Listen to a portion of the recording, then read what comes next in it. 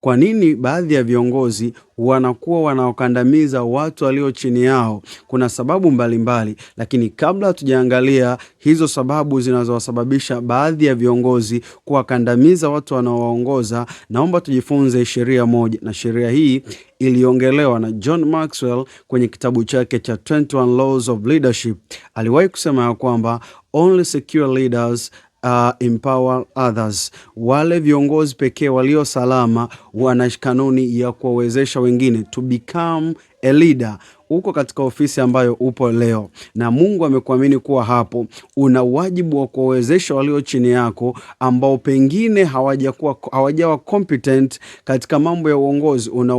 Una majukumu ya kuwawezesha na wao wawe katika nafasi zao nzuri za kiuongozi. Kwa hiyo moja ya sababu inayowapelekea baadhi ya viongozi kuwakandamiza watu wanaowaongoza ni insecurity ya kazi zao, au wana hofu kwamba hawa watu once wakiwa viongozi bora wana uwezo wa kuchukua nafasi ambayo mimi tayari ninayo. Lakini sababu ya pili inayopelekea baadhi ya viongozi kuwakandamiza watu walioko chini yao ni kwa sababu wao pia wanakuwa na bad experience. Walikutana na watu aina hiyo na wao wakakandamizwa katika nafasi zao, wakawaumiza, wakasema mioyoni mwao kwamba one day au siku moja nikiwa kiongozi sitakubali walioko chini yangu wachukue nafasi yangu. Kwa hiyo lazima kama wewe ni kiongozi ambaye unatamani kufika mbali, una wajibu wa kuwezesha walioko chini yako ili nao wainuke wawe viongozi bora. Sababu nyingine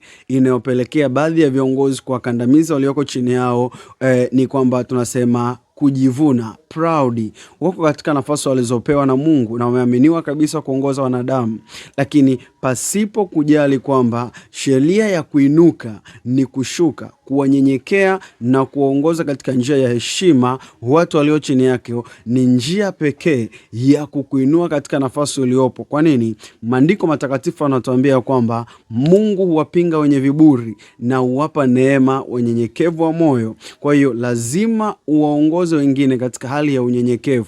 Unyenyekevu sio utumwa. Unyenyekevu ni hali ya kuheshimu nafasi aliyokuwepo nayo mtu mwingine, na hivyo basi unaamua kufanya kulingana na sheria, taratibu na kanuni, bila kujisifu, bila kujivuna, kwa heshima zote, na Mungu atakuinua hapo ulipo na kuwainua watu wanaoongoza, na utapata kibali kazini kwako na kuwa mtu ambaye unakubalika kila mahali.